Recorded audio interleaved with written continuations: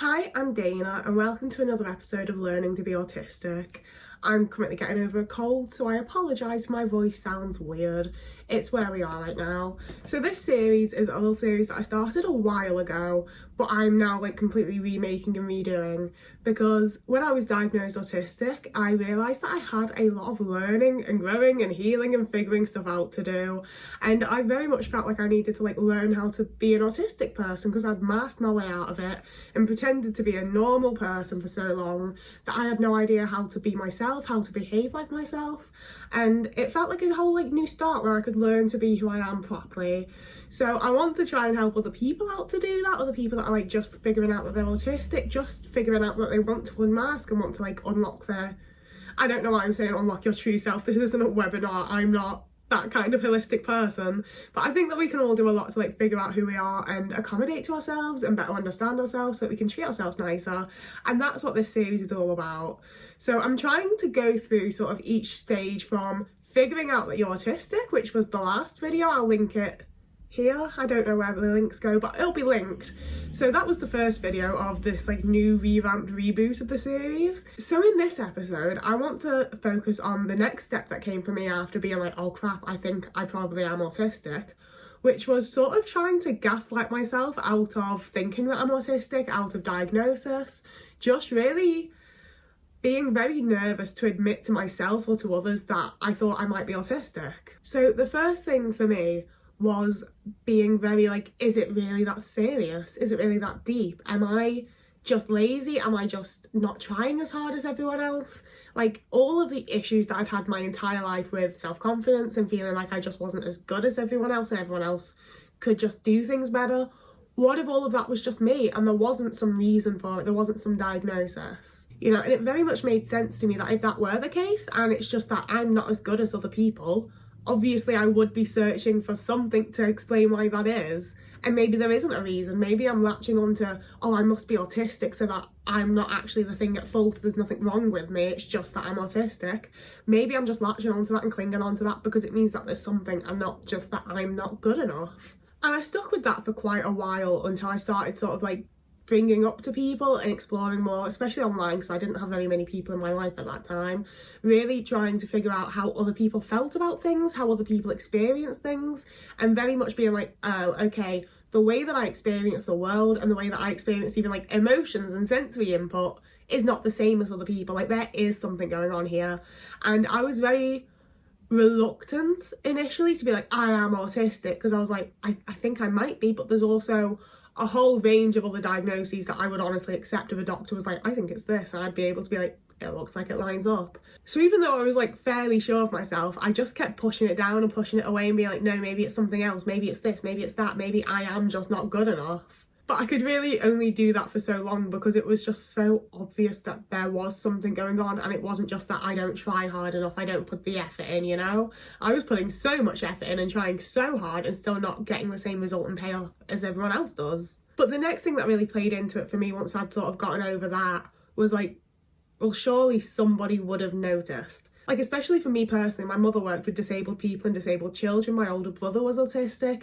My dad had worked in social services for many years. Looking at my family and looking at the people that I was around as a child, I was very surely if I'm actually autistic, somebody would have noticed. Somebody would have been oh, that's an autistic kid, because they knew what autistic children behaved like. They knew what autistic children acted like. They would have been able to see it in me if that were the case. And then I did a whole bunch of reflecting on my childhood and all the times that my mum would tell me why can't you just do this thing? It's not you're your brother. Why can't you just do this? You're not your brother. And all the times that we went to various support groups that my brother was supposed to have fun at, and he would get really annoyed at the other kids and not want to play, and I would be off having the time of my life because the other kids with disabilities were the only kids that were nice to me, that accepted me, that seemed to think in the way that I did. I could go in and be I want to play this game, and they'd be yeah, that sounds like a great game, and then we'd all play, and there were no arguments, there was no fighting. It was by far the nicest periods of my childhood were the times that I was spending with other disabled children. I also had speech therapy and a whole group therapy, speech, socialization thing in my early childhood before my parents just stopped taking me because I didn't like it. And that's the kind of thing that predominantly children who are autistic or have ADHD go to. I think I was the only child there that wasn't diagnosed with something going on. It was just that my parents had noticed that I had all of these like social struggles and I really struggled to say words properly, and especially the area that I lived in had quite a distinct accent that I just didn't have. So it's one of those things where as much as no one did notice and no one did really like call it out, like people did notice, but it was so easy to brush off and not want to pay attention to, and I was neglected as a child. So people did notice, it's just that no one ever brought it up. I did at one point also bring it up to my mum, who said that like she had suggested to doctors and my dad and other people that I might be autistic, and was consistently told like, no, she's a girl, don't be silly. You know, in some ways it very much was noticed, and in some ways it was very much just brushed off and passed under the rug. And especially having family who are, you know, mentally unwell, have mental health issues, have other neurodivergencies, it was just Dana being quirky, Dana being themselves. There wasn't that much to think into it for my family, even though there probably should have been. So with that out of the way, I was starting to like really sink into my brain of like, I think I'm autistic, you know, like I still need to go and get a diagnosis before I feel comfortable like telling people this and actually like accepting it as part of myself as a person. But it was really sinking in that like a lot of things were lining up to the point where I would have been surprised if I'd found something that matched better or seemed more likely, you know? But that was where my own sort of complete lack of confidence in myself and who I am as a person and all of that started to really play into things. And I was like, what if I'm just pretending these things line up? What if I am just like a massive hypochondriac and I've Googled like 3 symptoms and all these other things have come up and I've just gone, yeah, that is totally me actually. Like, am I just... You know, I knew that I wasn't intentionally pretending to be autistic, and I also knew that the majority of things that I was considering to be autistic traits and autistic symptoms that I was Googling were things that I'd experienced for a very long time, or had other people point out to me that I didn't realise were like out of the norm. But I was very, very worried that I was like somehow subconsciously just pretending and lying to myself and acting more autistic in order to like have my reason, you know? And that level of sort of like imposter syndrome, that fear of like fakery, that I don't know what else to call it, but that feeling, it's something that like has stuck with me a long time, to be honest. It's something like I don't experience it so often now, but I definitely still have times where like if I go to see a friend's gig and I do okay with it being loud and bright and I come home and had a good time, I'm like, oh my god, what if I'm not actually autistic because like I had a nice time? And it's silly. But especially when I was like really unsure if I might actually be autistic or not, it was one of those things where I was like, am I just putting this on? Am I just adopting these traits because it feels like something I should do in order to be able to explain all of the other things? And especially as you're like becoming more aware of certain autistic traits, there's that sort of skill regression. Like there were like I'd gotten to a point where I ate quite a diverse diet because I wasn't allowed to be a picky eater. It annoyed everyone around me. I was constantly told like, just eat your dinner, just eat what you're cooked, just eat what you're given. So I'd started to just eat what was put in front of me. I was at the time like cooking for my boyfriend that I lived with, so I made sure to do like a diverse diet so that he was happy with the meals we were having and everything, even though he was also autistic. But after I'd sort of found out more about sensory issues and safe foods and all of that kind of thing, I really struggled to eat some of the stuff that I'd been cooking and eating for years at that point. I was like, the texture's wrong, the flavour's wrong. I actually never liked this thing, but I just thought that I had to force myself to. I kind of thought that that was how everybody was working, you know? Like, you don't enjoy like 90% of the foods you eat, you just eat them because you have to. And realising that the majority of people eat the foods they like, I was like, oh, well, I can do that. And all of a sudden, the foods that I liked were a very, very small number of foods. And it was just sort of the natural progression of being able to accommodate and cater to myself more. But it was one of the biggest reasons that I was like, am I pretending? Am I just faking all of this? And like, if you're accommodating to autistic traits and feeling better for it, probably not, no. Like, I definitely started sort of like the process of preparing to unmask, I'd say, before I was actually diagnosed, and while I was still figuring out if I thought I actually really might be autistic or not, and if I was even going to go for diagnosis. And finding those traits were a big like convincing factor for me of like that I might be right, that I should go ahead with it, that things were lining up and making sense in the way that I thought they were. I wasn't just like deluding myself or being ridiculous. But the final way that I sort of tried to like gaslight myself out of diagnosis was feeling like I wasn't as bad as others. You know, like this would have been in like 2016, 2017, 2018 kind of time. So I didn't have TikTok at the time. I wasn't seeing people with like a standard, like a similar type of autism to me, I suppose. You know, like the reason I started this YouTube channel was because I didn't find other autistic people that I related to.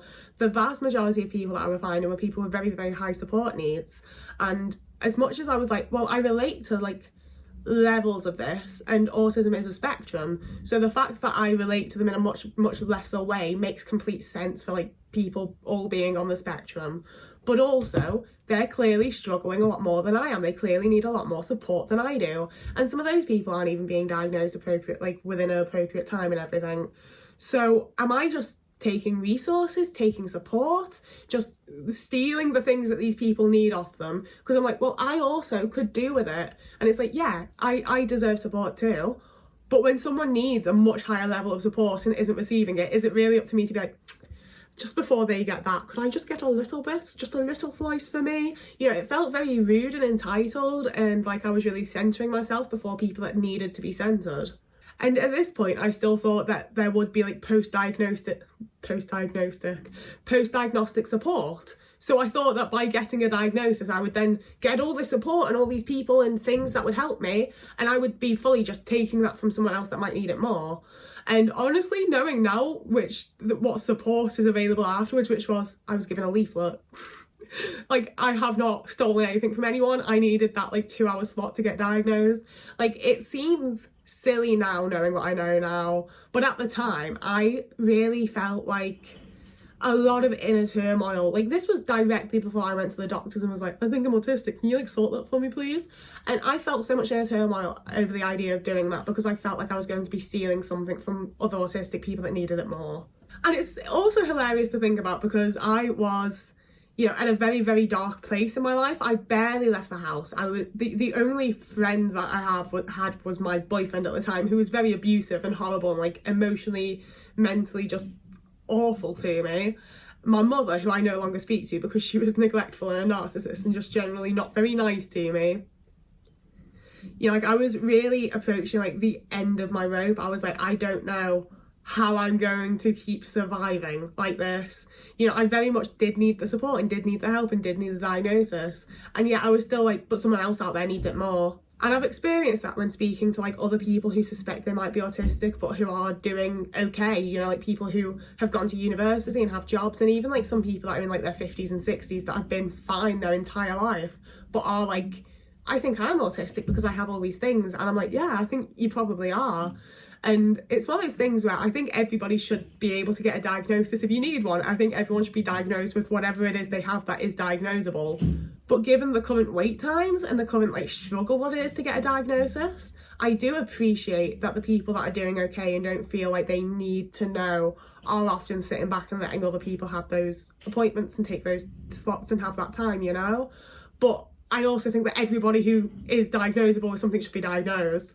But I think it's also a case of, for a lot of people that are doing okay, they probably wouldn't be diagnosed because they are doing okay and they accommodate to themselves already in ways that mean their autistic traits don't affect them so much. So it's the way it is. And that was my last point. As always, I would love if you commented any of your thoughts or feelings or experiences on this. Whenever I post a video like this, I'm like, I really hope someone else felt like this and someone else experienced this. Like, I feel like most of my videos get at least one person that's like, oh, I needed this, and I'm always like, oh, thank God for that. Like, I don't like the idea of making these videos just like for no reason, but if one person's like, oh no, this is helpful, then I'm like, good, that's it fulfilled its purpose. I've made, like, you know, it wasn't a waste of my time. So if this has, oh, don't just be like, you've helped me, you know, but like if you felt this way or currently feel this way or whatever else, I would love to hear about it and love to hear your thoughts on it.